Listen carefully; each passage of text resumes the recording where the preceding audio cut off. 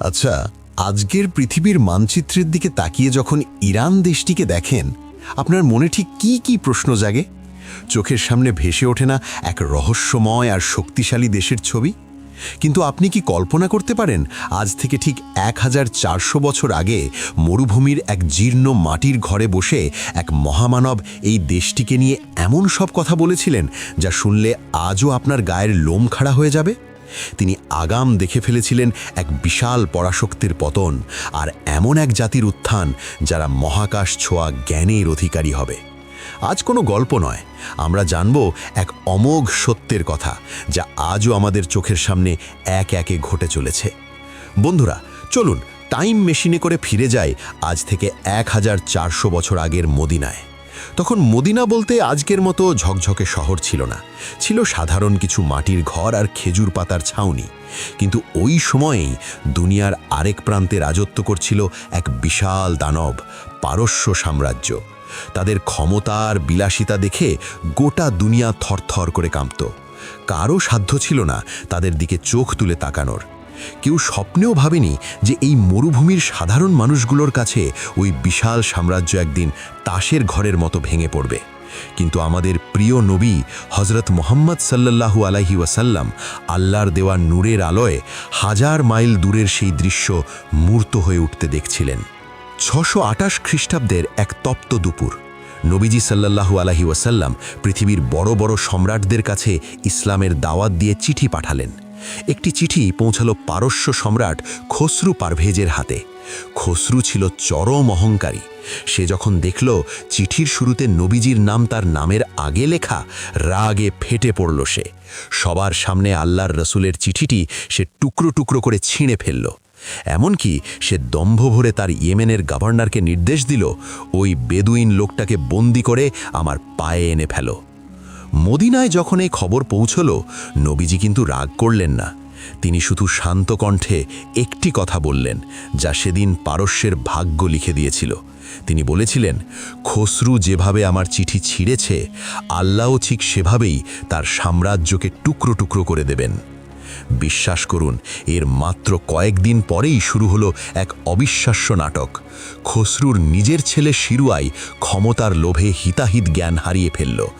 মাঝ রাতে সে নিজের বাবার ঘরে ঢুকে তাকে নৃশংসভাবে শেষ করে দিল।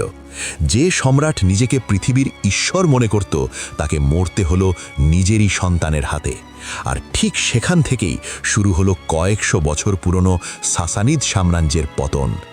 একের পর এক গৃহযুদ্ধ আর ষড়যন্ত্রে পারস্যের ভিত আলগা হয়ে গেল। মূলত এটিই ছিল নবীজির সেই shocking প্রফেসি of the destruction of the Persian empire, বা পারস্য সাম্রাজ্য ধ্বংসের সেই অলৌকিক ভবিষ্যৎবাণী। এই অংশটি শুনলে আপনি একদম ইমোশনাল হয়ে পড়বেন। নবীজি যখন মক্কা থেকে মদিনায় হিজরত করছিলেন, সুরাকা বিন মালিক নামে এক দুর্ধর্ষ শিকারী 100 উটের পুরস্কারের লোভে নবীজিকে ধাওয়া করছিল। কিন্তু অলৌকিকভাবে সুরাকার ঘোড়ার পা বালির ভেতর গেঁথে যাচ্ছিল।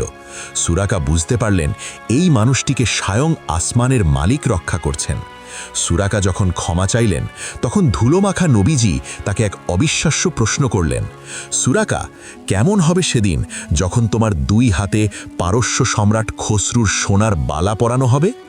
সুরাকা তখন হেসেই দিয়েছিলেন, ভাবুন তো, এক মরুভূমির বেদুইন পরবে দুনিয়ার শ্রেষ্ঠ সম্রাটের বালা। কিন্তু কি চমৎকার মিল! কয়েক বছর পর হজরত ওমর রাদিয়াল্লাহু আনহুর সময় যখন মুসলিমরা পারস্য জয় করল, সেই সোনার বালাগুলো সত্যি সত্যি বৃদ্ধ সুরাকার হাকেই পরিয়ে দেওয়া হয়েছিল। চোখের সামনে নবীজির ভবিষ্যৎবাণী সত্যি হতে দেখে সেদিন মদিনার সাহাবীরা কান্নায় ভেঙে পড়েছিলেন। নবীজি শুধু ধ্বংসের কথা বলেননি, তিনি পারস্যের বা আজকের ইরানের মানুষের মেধা নিয়েও এক দারুণ ভবিষ্যৎবাণী করেছিলেন। একদিন নবীজি হজরত সালমান ফার্সির কাঁধে হাত রেখে সাহাবীদের বললেন, যদি ঈমান বা জ্ঞান সুরাইয়া নক্ষত্রেও চলে যায়, তবে এই পারস্যের কিছু মানুষ সেখান থেকেও তা খুঁজে বের করে আনবে। আপনি কি জানেন, ইসলামের বড় বড় জায়ান্টস যেমন ইমাম বুখারী, ইমাম মুসলিম, ইমাম তিরমিজি বা বিজ্ঞানের জাদুকর ইবনে সিনা, তারা সবাই কিন্তু এই অঞ্চলেরই মানুষ ছিলেন। চিন্তা করে দেখুন, আমাদের বাড়িতে থাকা সেই বুখারী শরীফ কিন্তু নবীজির সেই কথারই এক জীবন্ত প্রমাণ। সবশেষে আসি এক শিহরণ জাগানো সতর্কবার্তায়। নবীজি ইরানের একটি নির্দিষ্ট শহর ইস্পাহান নিয়ে সাবধান করে গেছেন। তিনি বলেছেন, কিয়ামতের আগে যখন দাজ্জালের আবির্ভাব ঘটবে তখন এই ইস্পাহান শহর থেকেই ৭০,০০০ মানুষ তাকে সাপোর্ট করবে। তাদের গায়ে থাকবে বিশেষ এক ধরনের সবুজ পোশাক। আজকের পৃথিবীতে বসেও যখন আমরা এই ভবিষ্যৎবাণীগুলো পড়ি, মনে হয় সব যেন একদম চোখের সামনে ভাসছে। খোরাসান থেকে আসা সেই কালো পতাকাবাহী দলের কথা তো আমরা সবাই জানি। এই সবই হলো prophecies of the end times, the role of Persia, বা শেষ জামানার সেই মহাপ্রলয়ের সংকেত। বন্ধুরা, ১৪০০ বছর আগে সেই ছোট্ট মাটির ঘরে বসে বলা কথাগুলো আজ যখন ইতিহাসের বিশাল ডায়েরির সাথে মিলে যায়, তখন কি আর কোনো সন্দেহ থাকে? ইতিহাস কোনো এলোমেলো ঘটনা নয়, এটি আমাদের রবের এক নিখুঁত পরিকল্পনা। ইরানের এই প্রাচীন ইতিহাস আমাদের মনে করিয়ে দেয় যে সময়ের চাকা যেভাবেই ঘুরুক না কেন, সত্যের জয় অনিবার্য। গল্পটা শুনে যদি আপনার ভেতরেও একটুও নাড়া দিয়ে থাকে, তাহলে ভিডিওটিতে একটি লাইক দিতে ভুলবেন না। আচ্ছা, আপনি কি চান আমরা দাজ্জালের সেই ৭০,০০০ অনুসারী নিয়ে আরও ডিটেলড ভিডিও বানাই? কমেন্টে আপনার মতামত জানান।